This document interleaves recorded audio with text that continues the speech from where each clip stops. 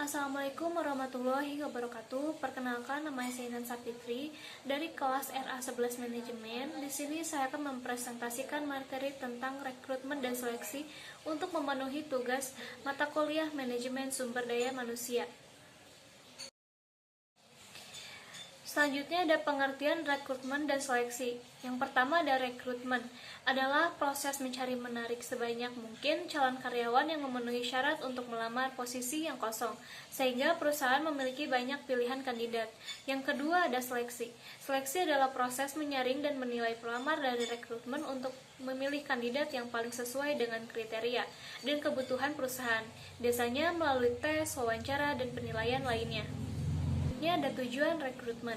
Tujuan rekrutmen secara umum adalah untuk mendapatkan dan menetapkan orang yang paling tepat di posisi yang tepat, sehingga kebutuhan tenaga kerja organisasi terpenuhi secara efektif dan efisien. Dalam manajemen sumber daya manusia, rekrutmen juga bertujuan untuk menyediakan cukup banyak pelamar dan memenuhi kualifikasi agar perusahaan bisa memilih kandidat yang terbaik. Tahapan proses rekrutmen dan seleksi.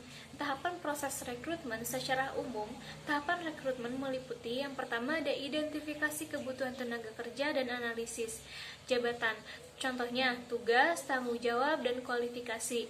Yang kedua ada menyusun strategi dan media rekrutmen yang terdiri dari job portal, sosial media, referral, dan kampus lain-lain. Yang ketiga, mengumumkan lowongan dan menerima lamaran dari kandidat. Dan yang keempat ada sourcing dan searching awal administratif yang terdiri dari memilih lamaran yang masuk untuk melihat kesesuaian dasar. Selanjutnya ada tahapan proses seleksi umum meliputi yang pertama ada penyaringan lamaran dan CV secara lebih mendalam sesuai kriteria jabatan. Yang kedua ada tes tertulis, tes kemampuan, potensi akademik, teknis, psikologi, kepribadian, dan lain-lain.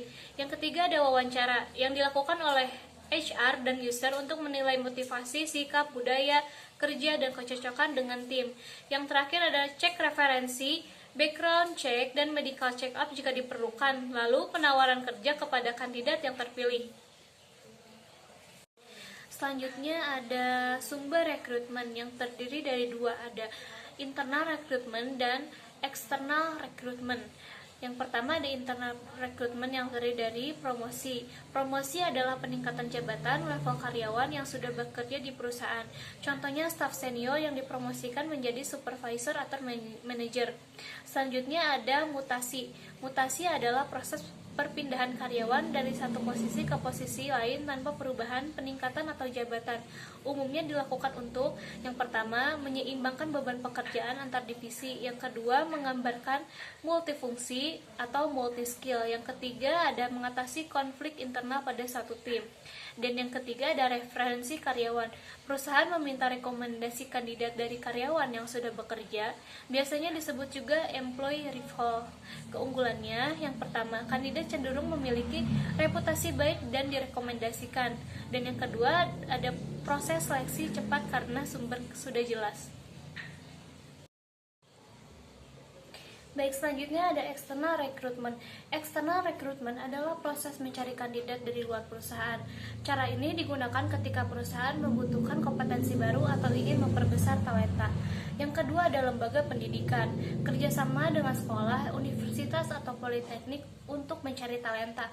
Ini biasanya dilakukan melalui program magang, rekrutmen kampus atau kampus sharing, atau career day. Yang ketiga ada job fair atau bursa kerja.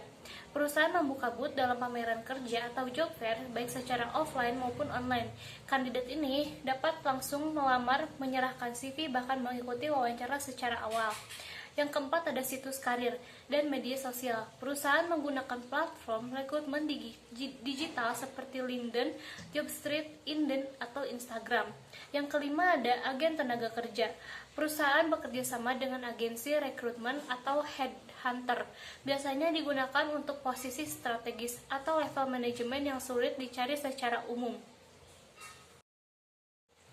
Selanjutnya ada metode seleksi tes tertulis atau online assessment yang terdiri dari yang pertama ada wawancara atau interview, terstruktur, resmi atau bebas. Yang kedua ada assessment center, simulasi kerja, studi kasus, diskusi kelompok.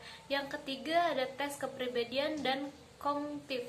Yang keempat ada referensi atau background check. Faktor yang mempengaruhi rekrutmen dan seleksi. Di sini ada faktor yang mempengaruhi rekrutmen berasal dari internal dan eksternal. Perusahaan secara internal, perencanaan sumber manusia, reputasi, ukuran perusahaan, dan peluang karir. Menentukan ketertarikan pelamar secara eksternal, kondisi ekonomi, ketersediaan tenaga kerja, regulasi ketenagakerjaan, serta persaingan antar perusahaan mempengaruhi jumlah kualitas pada kandidat.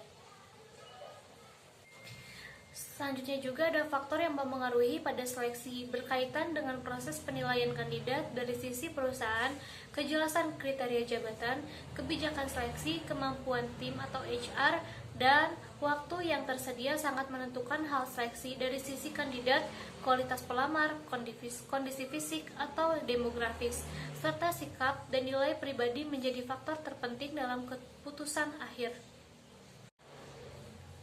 Selanjutnya ada tantangan terkini. Tantangan rekrutmen dan seleksi pada tahun 2025 mencakup persaingan talenta yang ketat, perubahan kebutuhan keterampilan, serta penggunaan AI yang cepat namun berpotensi bias. Selain itu, proses yang panjang, tuntutan diversitas, ekspektasi generasi muda, dan efek kerja jarak jauh membuat perusahaan harus menyesuaikan strategi. Kondisi ini mendorong tren digitalisasi rekrutmen, penguatan employer branding, dan fokus pada pengalaman kandidat. Baik, selanjutnya kesimpulan. Rekrutmen berfungsi menarik banyak kandidat, sedangkan seleksi memilih kandidat terbaik sesuai kebutuhan perusahaan. Keberhasilan keduanya dipengaruhi oleh faktor internal seperti perencanaan sumber daya manusia, reputasi perusahaan, serta faktor eksternal seperti kondisi ekonomi dan persaingan tenaga kerja. Di tahun 2025, tantangan utama meliputi persaingan talenta, perubahan kebutuhan keterampilan, pengaruh teknologi AI, serta tuntutan diversitas dan fleksibilitas. Karena itu, perusahaan perlu memandukan teknologi dengan pendekatan manusia dan memperkuat employer branding agar mampu mendapatkan kandidat berkualitas.